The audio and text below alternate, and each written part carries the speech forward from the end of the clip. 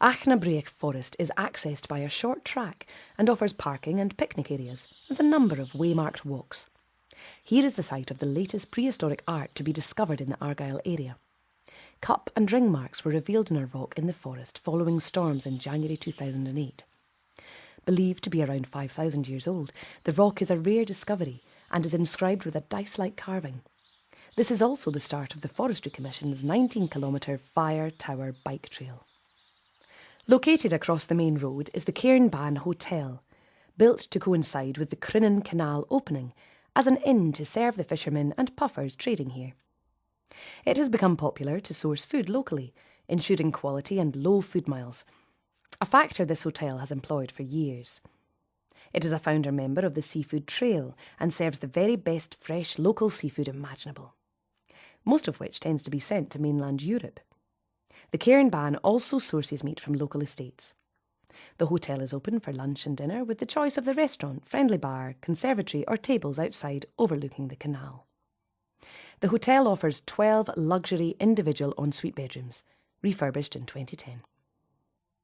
The Crinan Canal is known as the most beautiful shortcut in Britain and was built as a job creation scheme by the Duke of Argyll. The canal and the River Ad run a parallel course to the sea, the river providing some of the much-needed water as 250,000 gallons rush out with every opening. As such, a series of reservoirs in the hills feed the canal, and indeed the canal would have been built south at the shorter crossing of Tarbert, but for the lack of enough fresh water there to feed it.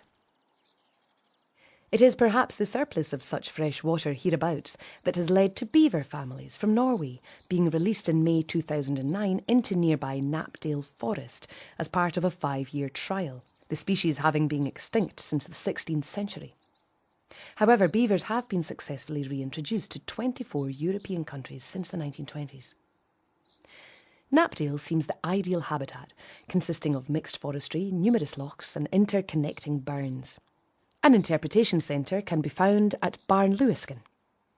From here, a waymarked path leads you to an area flooded by the beavers, and you can see numerous gnawed tree stumps and marvel at the natural engineering of the dam from a raised walkway over the loch.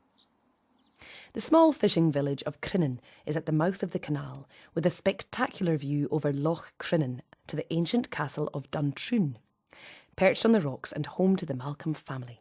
Legend has it that a fingerless piper whose ghostly piping can sometimes be heard roams the castle. Lochgilphead, at the head of Loch Gilp, which is little more than an inlet of the mighty Loch Fyne, it is famed for the number of master mariners bred in the town who commanded ships sailing to every corner of the world. John McNeill of Gia built the town in the 19th century, these days the administrative headquarters of Argyll and Bute Council. Upon entering the town on the open road, you find the welcoming sight of a riverside filling station, open 7 days with a full range of fuel and LPG, a great grocery and convenience store with fruit and veg, newsagents and a wide range of forecourt goodies. Located in the centre of town on Argyll Street is Cockles, purveyors of fresh fish and fine foods. The very best local produce is showcased here. Fish from Tarbert, smoked salmon and patties from Inverell, cheese from Kintyre and Arran, local Argyll honey.